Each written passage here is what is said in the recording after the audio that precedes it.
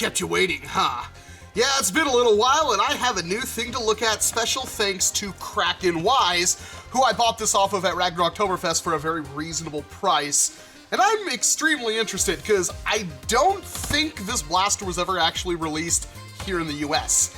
I know it was released overseas, but as far as I know, nobody had found this thing until it started showing up at discount shops like Ross, Dress for Less and whatnot. And I believe that's where this one came from.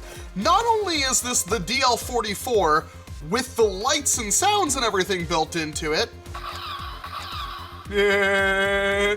but it's also got a stock and a stupidly long barrel, which means this is gonna be all sorts of fun, isn't it? On the back of the box, we got the dude it's supposed to be based off of. I don't know, I have renounced my Star Wars fandom.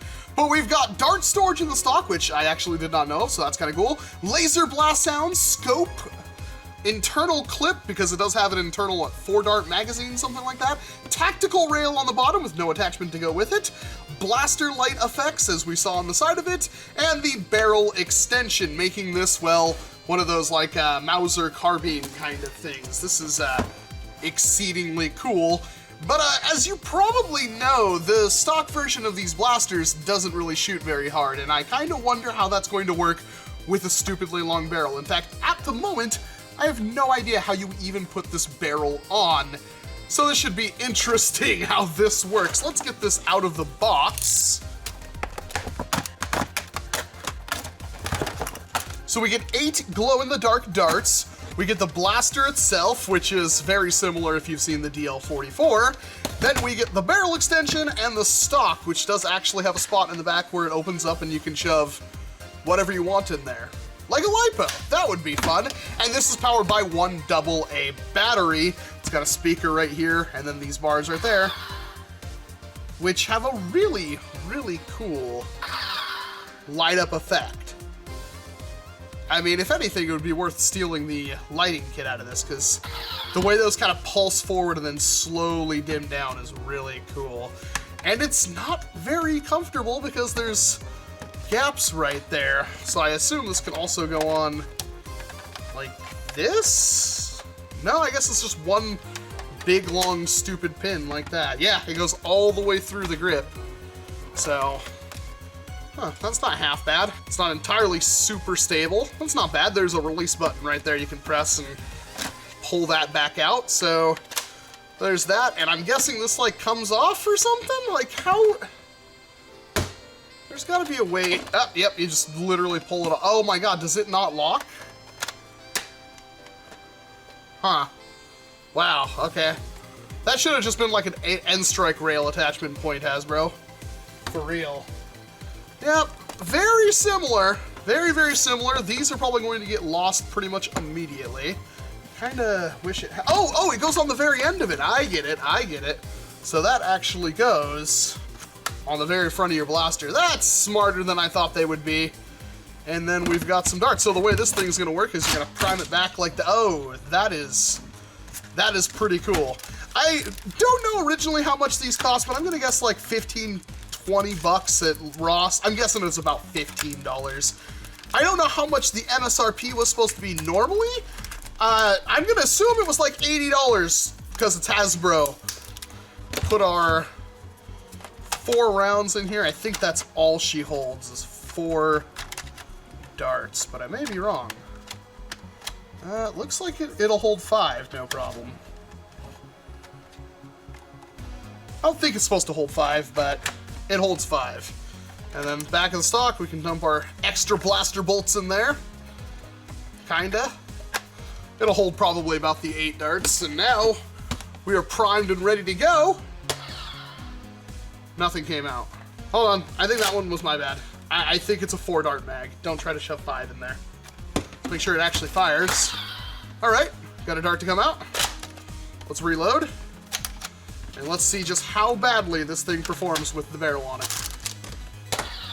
Hey, a dart actually came out. I wasn't expecting that, to be perfectly honest. This thing feels really, really good. This stock is really, of all the pistol-like stocks I've seen in the hobby, this one is probably the most comfortable. The scope is actually kind of nifty good, too. It's the same one from the DL44, but it's got a nice bright orange front post in there that works pretty good. And the barrel is super long and really, really pointable. Huh. It's also comfortable because it's got this grip right here. It's like the blasters they base off of real steel firearms are really comfortable for some reason. Imagine that. It's almost like the people have put time and care into them at some point. What's really weird for me is that the LEDs are still on in there. I wonder how long it takes for the charging LEDs to go off. But, oh, until you fire is the answer to that question. So those bright blue LEDs you kind of see in there, I don't know how obvious that is, those will charge up the glow-in-the-dark darts. Yeah, 40.6, 54.1,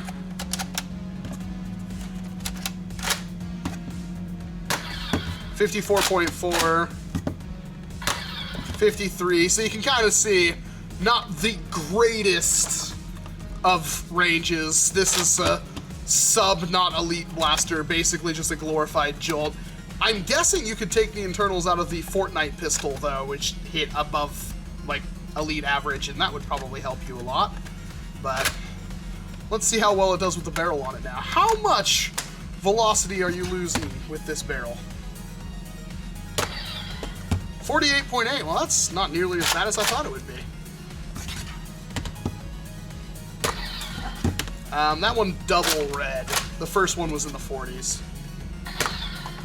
44.9. 47.2. A bit. You're probably losing about 7 to 10 FPS, but it's not bad. This is pretty cool. It looks good. It fires okay, but for a kid, it's like really easy to prime and stuff like that. You're gonna have a lot of fun with this thing, especially with the cool lights and sounds and whatnot. That is actually a really cool effect, and I do appreciate that. Too bad it's only on one side. And painted up, it's gonna look even cooler. This is one heck of a long, cool blaster. I'm quite a fan. I would like to see one of these hit a little bit harder. I just don't see how you're going to do that because of the way these things are set up inside. It would be nice to get one of these things hitting like stupidly hard so you could use it as an actual war blaster, but still not a bad choice for a pickup if you're a collector and you want something really cool to put on a wall or something like that. I quite like this. I wouldn't pay more than 15 bucks for it though, that's for sure. Let me know what you think about the Tobias Beckett blaster down in the comments section below. Do you think it's worth picking one up even though it's not really the best of blasters ever? It doesn't really have that much mod potential. You could possibly get a little bit more FPS out of this though, so I'm really curious to hear what people's opinions are. But other than that, I'm Walcom S7. Thank you very much for watching this video, and of course I hope to see you in an entirely different one. You gotta